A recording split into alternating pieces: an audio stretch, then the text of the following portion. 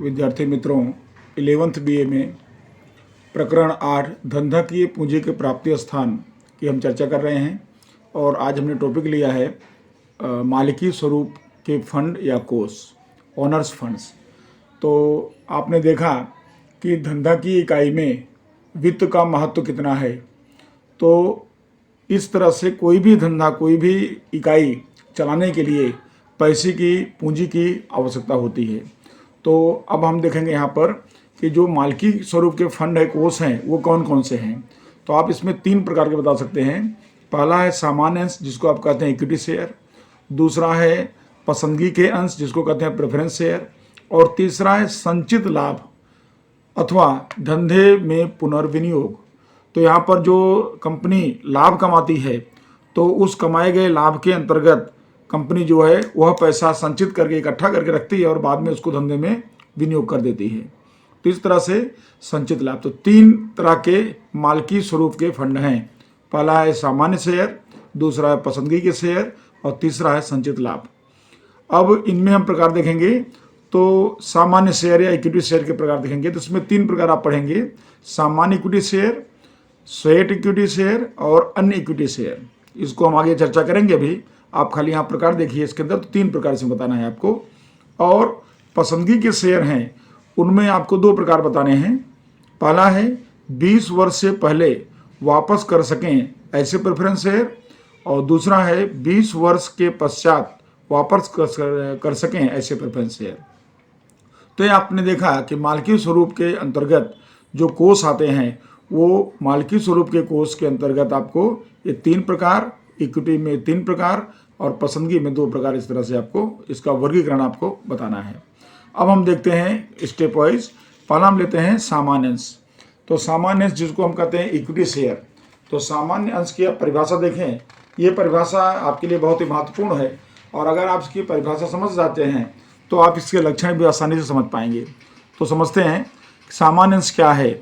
तो आप कह सकते हैं कि सामान्य अंश अर्थात लाभांश प्राप्त करने में तथा पूंजी वापस प्राप्त करने में सबसे अंत में जिसे अधिकार मिलता है उसे कहते हैं सामान्य अंश। यानी जिस अंशधारक को लाभांश प्राप्त करने में, लाभ में हिस्सा प्राप्त करने में, तो लाभांश प्राप्त यहाँ पर क्या होगा कि जैसे शेयर पर डिविडेंड मिलना, तो शेयर पर डिविडेंड जो मिलेगा, शेयर पर ब्याज मिलेगा उसमें, और जब कंपनी बंद हो जाए तो उसको पूंजी वापस मिलती है अंशधारक को, शेयरधारक को। तो पूंजी वापस प्राप्त करने में 2 चीज़ ध्यान रखिए अच्छी तरह से। एक तो लाभ में से जो डिविडेंड मिलता है वो डिविडेंड प्राप्त करने में, और दूसरा कंपनी के विसर्जन के समय पूंजी प्राप्त करने में जिसका सबसे अंत में अधिकार होता है उसे हम कहते हैं सामान्य शेयर।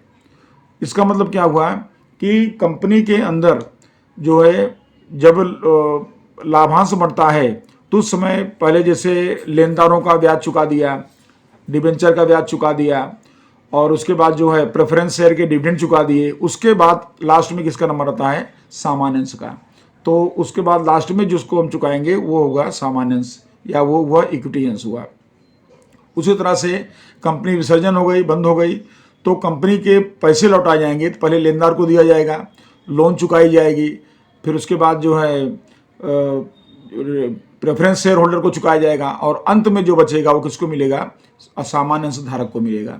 तो यानी कि सामान्य अंश या इक्विटी शेयर के लिए 2 चीज़ आपको ध्यान रखना है कि लाभांश इनको प्राप्त होता है, लेकिन कब होता है, सबको देने के बाद, और उसी तरह से पूंजी कंपनी के विसर्जन के समय प्राप्त होती है, सबको चुकाने के बाद। तो इस तरह से सामान्य अंश की परिभाषा आपको यही सिंपल परिभाषा देना है कि सामान्य अर्थात या सामान्य शेयर अर्थात लाभांश प्राप्त करने में तथा पूंजी वापस प्राप्त करने में सबसे अंत में जिसका अधिकार होता है या जिसको अधिकार मिलता है वो सामान्य अंश कहा जाता है। अब इसी आधार पर हम समझते हैं लक्षण। पहला नंबर इसमें लक्षण दिया है सच्चे मालिक। अब सच्चे मालिक के बारे में बताएंगे कि इस प्रकार के जो शेयरधारक होते हैं, अंशधारक होते हैं, वह कंपनी के सच्चे मालिक या वफादार साथी कहलाते हैं। कंपनी के सच्चे मालिक या वफादार साथी कहलाते हैं, क्योंकि ये पसंदगी के जो शेयर होते हैं, प्रेफरेंस शेयर होल्डर होते हैं, उनसे अधिक जोखिम इनको होता है। क्यों जोखिम होता है, जैसे मान लो डिविडेंड लाभ में से जो मिलता है, अगर लाभ पूरा नहीं है, पर्याप्त नहीं है, तो फिर इनको डिविडेंड नहीं मिलेगा। अगर बचेगा तो ही इनको डिविडेंड मिलेगा। उसी तरह से मान लो कंपनी बंद हो गई, तो कंपनी बंद होने के बाद सबकी पूंजी वापस की जाएगी या सबका लेना जो अपना देना दायित्व है वो चुकाया जाएगा। अगर मान लो इनको रकम नहीं बची तो फिर इनको पैसा भी, इनका जो पूंजी वापस मिलने का अधिकार वो भी इनका जाता रहेगा। तो इस तरह से ये कंपनी के सच्चे मालिक कहे जाते हैं। और दूसरा आप क्या कर सकते हैं, वफादार साथी भी इनको कह सकते हैं, क्योंकि सबसे ज़्यादा जोखिम इनको उठाना पड़ता है। उसके बाद आता है मताधिकार। मताधिकार में आप समझाएंगे कि सामान्य अंशधारी जो होते हैं ये कंपनी के वास्तविक मालिक कहे जाते हैं। इसलिए सामान्य अंशधारियों को सभा में प्रति शेयर मत देने का अधिकार मिलता है। जितना शेयर है उतना मत दे सकते हैं ये, तो प्रति शेयर मत देने का अधिकार इनको मिलता है। जिसके अंदर बोर्ड ऑफ डायरेक्टर का चुनाव हुआ या कोई और किसी तरह का चयन करना हुआ, संचालक मंडल का चयन हुआ, तो ये सारे चयन ये करेंगे, इनको प्रति शेयर मत देने का अधिकार मिलता है। फिर आता है लाभांश। हमने आप देखा कि लाभांश में क्या बताना है आपको कि ऐसे अंशधारियों को मिलने वाला लाभांश और लाभांश की दर अनिश्चित होती है। लाभांश यानी आप समझेंगे डिविडेंड। तो डिविडेंड जो इनको मिलता है वो अनिश्चित है, उसका दर भी अनिश्चित है। अगर ज़्यादा लाभ बचा सबको देने के बाद, सभी जैसे लेनदारों को देने के बाद, डिबेंचर को देने के बाद, प्रेफरेंस शेयर को देने के बाद जो लाभ बचा, उस लाभ में से अगर ज़्यादा बचेगा तो ज़्यादा डिविडेंड मिलेगा, कम बचेगा तो कम डिविडेंड मिलेगा, नहीं बचेगा तो नहीं भी मिलेगा। तो इनका जो लाभांश है वो दर निश्चित नहीं है। कैसा है, वो अनिश्चित है। तो आपको यहाँ पर अनिश्चित बताना है। अनिश्चित दर भी है और अनिश्चित लाभांश भी है। अब आता है लाभ के साथ संबंध। तो लाभ के साथ संबंध ये हुआ कि अगर कंपनी को अधिक लाभ हुआ तो इनका डिविडेंड अधिक मिलेगा, और कंपनी को कम लाभ हुआ तो इनको डिविडेंड कम मिलेगा अथवा नहीं भी मिलेगा। दोनों कंडीशन हो सकती है, क्योंकि सबको देने के बाद चुकाना पड़ता है। तो यानी ऐसे अंशधारियों को मिलने वाला लाभांश का लाभ के साथ संबंध होता है। लाभ के प्रमाण में कमी और वृद्धि के कारण लाभांश के दर में भी कमी और वृद्धि होती है। अगर लाभांश बढ़ेगा या लाभ कंपनी का बढ़ेगा तो इनको लाभ में हिस्सा बढ़ेगा, और घटेगा तो इनका लाभ में हिस्सा घटेगा, इनका डिविडेंड घटेगा। तो लाभ के साथ सीधा संबंध है। अब आता है सामान्य सभा। यहाँ बताएंगे कि ऐसे अंशधारी यानी जो इक्विटी शेयर होल्डर हैं उनको कंपनी के सामान्य सभा में उपस्थित रहने का, मतदान करने का और संचालकों का चयन करने का इनको अधिकार है। 3 चीज बताइएगा आप इसके अंदर। सामान्य सभा के अंतर्गत बताइएगा कि इक्विटी शेयर होल्डर को कंपनी की सामान्य सभा में उपस्थित रहने का, एक, दूसरा मतदान करने का, और तीसरा संचालकों को मनोनीत करने का या संचालकों की चयन करने का इनको अधिकार मिलता है। 3 अधिकार इनको मिलता है सामान्य सभा के अंतर्गत, हाजिर होने का, और दूसरा नंबर है कि मतदान करने का और संचालकों को चयन करने का। उसके बाद आता है 6ठा नंबर है पूंजी वापसी। अब पूंजी वापसी के बारे में आपने आगे देखा है कि सामान्य रूप से जो शेयर होल्डर है यानी इक्विटी शेयर होल्डर है वो पूंजी की कंपनी के अस्तित्व के दौरान उसको वापस नहीं की जाती, लेकिन जब कंपनी विसर्जित हो जाए, कंपनी का विसर्जन हो जाए, तो उस समय उसको पूंजी वापस की जाती है। लेकिन सभी को पूंजी वापस करने के बाद, लेनदारों को चुकाने के बाद, लोन चुकाने के बाद, प्रेफरेंस शेयर होल्डर को चुकाने के बाद फिर जो बचेगा वो पूंजी इनको वापस मिलती है। अब आता है विसर्जन।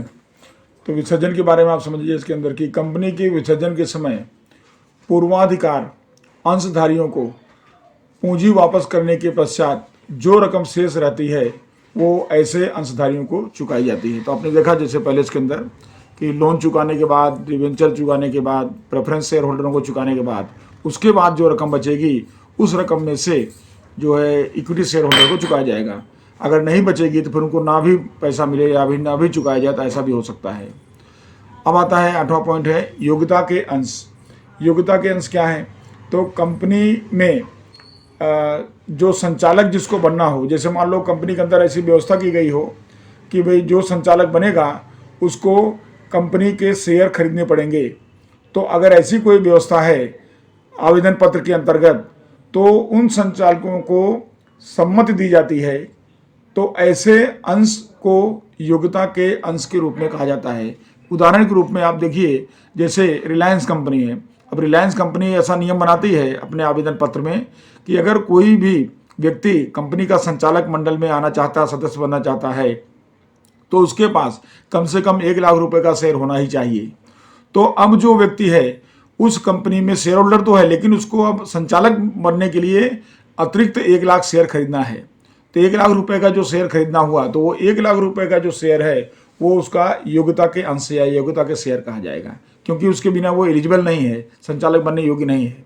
तो इस तरह से कि कंपनी के जो है आवेदन पत्र के अंदर अगर व्यवस्था की गई हो, तो जितने शेयर की व्यवस्था की गई हो संचालक बनने के लिए, उतने शेयर अगर खरीदता है संचालक बनने वाला व्यक्ति, तो समझ लो कि वो योग्यता के अंश कहे जाएंगे। फिर आता है पूंजी लाभ। इसके बाद पूंजी लाभ के बारे में आप ऐसा बताएंगे कि जो ऐसे अंशधारी हैं उनको अलग अलग प्रकार के लाभ मिलते हैं। जैसे यानी जो इक्विटी शेयर होल्डर है उसको अधिकार के अंश मिलते हैं, यानी हक के शेयर कहते हैं उसको, अधिकार के अंश, बोनस शेयर, और उसके अलावा उसको अंश बाजार के भाव बढ़ने पर होने वाला लाभ भी इनको मिलता है। इसलिए ऐसे लाभ को क्या माना जाता है? पूंजी लाभ के रूप में जाना जाता है। तो इस तरह से पूंजी लाभ ये किसको मिलता है? इक्विटी शेयर होल्डर को मिलता है खाली, क्योंकि वो एक कंपनी के सही मालिक माने जाते हैं या वास्तविक मालिक माने जाते हैं। और लास्ट में है अंश पंजीयन।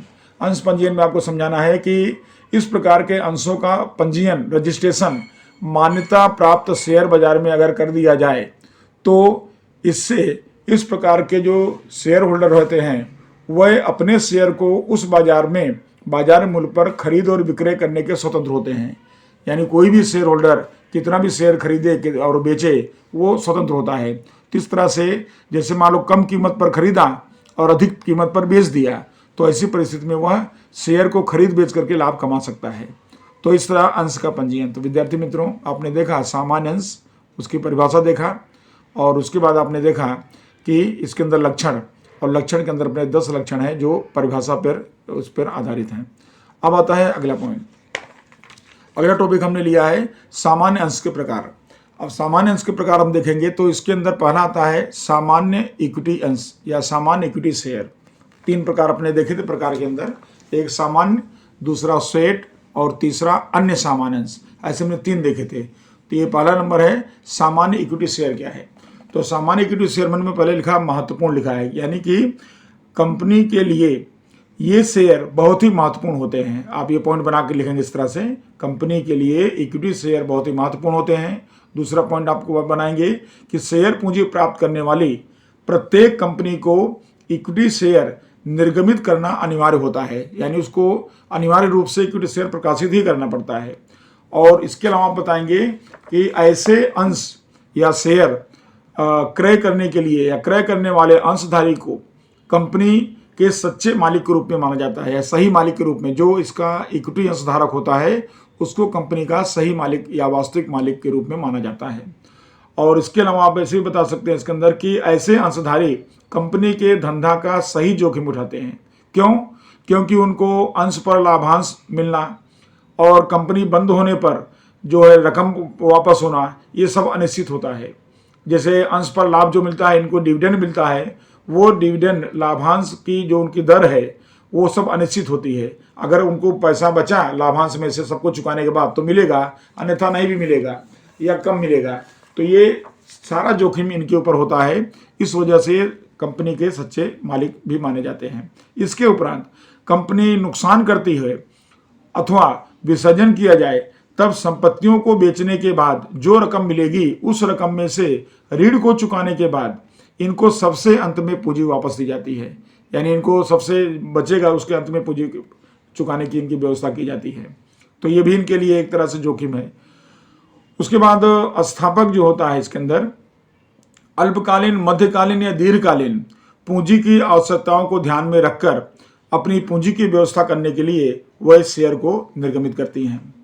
कंपनी बड़े पैमाने पर पूंजी प्राप्त करने के लिए उनको छोटे छोटे भागों में बांट देती है। जैसे मान लो 1 लाख मान लो उसको पूंजी इकट्ठा करना है तो 1-1 रुपये में बांट देवे तो कितने शेयर हो जाएंगे? एक व्यक्ति को 1 ही देना है, या शेयर होल्डर को 1 शेयर के लिए 1 रुपया चुकाना है, तो 1 लाख रुपये उसमें शेयर बन जाएंगे। तो जितने भाग होंगे उन भागों को अंश कहा जाएगा। जितने हिस्से बनेंगे, 10 रुपये के हिस्से बनेंगे तो 10,000 शेयर हो जाएंगे। 1 लाख रुपये इकट्ठा करना है, 1 लाख रुपये, तो उसके 10-10 रुपए के भाग बना दिए तो वो कितने हो गए, 10,000 शेयर हो गए। तो जो बड़े पैमाने की पूंजी के छोटे छोटे भाग होते हैं उनको अंश कहा जाता है या उनको शेयर कहा जाता है, और उस शेयर को खरीदने वाले को अंशधारी कहा जाता है या शेयर होल्डर कहा जाता है। तो इस तरह से आप सामान्य शेयर के अंतर्गत इक्विटी शेयर में आप ये समझाएंगे। दूसरा नंबर है स्वेट इक्विटी शेयर। अब स्वेट इक्विटी शेयर में आपको समझाना है कि कंपनी अपने संचालकों को और कंपनी में कार्य करने वाले विशिष्ट ज्ञान प्राप्त व्यक्तियों या कर्मचारियों को बट्टे से अथवा रोकड़ बिना बदले में, यानी रोकड़ ना दे उसके बदले में अगर वो कंपनी क्या देती है, उनको शेयर देती है, अंश देती है, तो उसे कहा जाता है स्वेट इक्विटी शेयर। जैसे कि कंपनी के संचालक मंडल में कोई व्यक्ति को 1 साल में 5 लाख चुकाना है रुपए, तो कंपनी उसको 5 लाख ना चुकाए, बल्कि उसको काम पूरा होने पर, वर्ष पूरा होने पर 5 लाख के बदले 5 लाख रुपए का शेयर दे दे। तो जो 5 लाख रुपए का शेयर दे देगी उसे हम क्या कहेंगे, स्वेट इक्विटी शेयर कहेंगे। तो बट्टे अथवा रोकड़ बिना बदले में दिया जाने वाला अंश यानी स्वेट इक्विटी अंश किसको दिया जाएगा, कंपनी के संचालकों को, कार्य करने वाले विशिष्ट ज्ञान प्राप्त कर्मचारी को या व्यक्तियों को कंपनी देती है। और अंत में है अन्य सामान्य शेयर। अब अन्य सामान्य शेयर क्या है, तो अन्य सामान्य शेयर में आपको बताना है ये 2 प्रकार के अंश इसमें होते हैं। पहला इसमें आता है कि मताधिकार वाले सामान्य शेयर, जिनको मत देने का अधिकार हो, तो मताधिकार वाले सामान्य शेयर।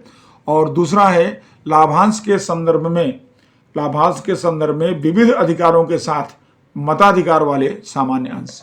तो विद्यार्थी मित्रों, इस तरह से आपने देखा कि सामान्य अंश के प्रकार में 3 प्रकार। पहला है आपने देखा सामान्य इक्विटी शेयर, दूसरा स्वेट इक्विटी शेयर, और तीसरा अन्य सामान्य अंश। और इस तरह से आपका ये टॉपिक आज का पूरा होता है।